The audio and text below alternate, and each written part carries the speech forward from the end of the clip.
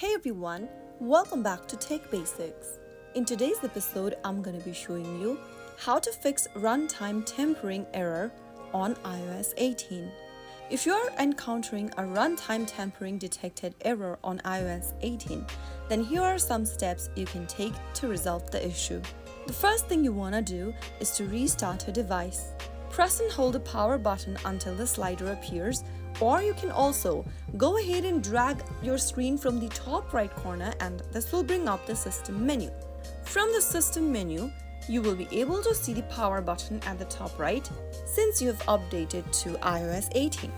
Press and hold the power button and slide the power switch in order to switch off your device. After you switch off your device, wait for a few seconds and then press and hold the power button again to turn your device back on. Now the next thing you want to do is to check for app updates.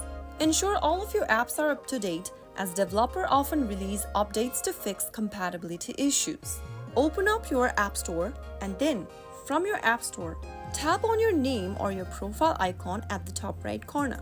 From the Accounts section, go ahead and check if any app needs updating, which can be located under Pending Updates list. Update all the application if available, and once you do that, go ahead and open up the Settings app from your home screen. From the Settings menu, scroll down and tap General. From the General menu, scroll down at the bottom of the screen and tap on Transfer or Reset iPhone.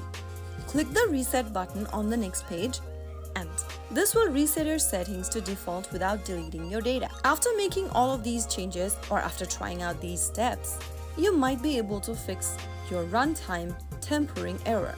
If the problem still does not fix, you might need to consider contacting Apple support for further assistance. So that's it for today's video. I hope the tutorial was helpful to you. If it was, go ahead and give us a thumbs up. Don't forget to subscribe to the channel by hitting the subscribe button. Press the bell icon so that you'll never miss another upcoming upload from us. I will be back again in the next episode.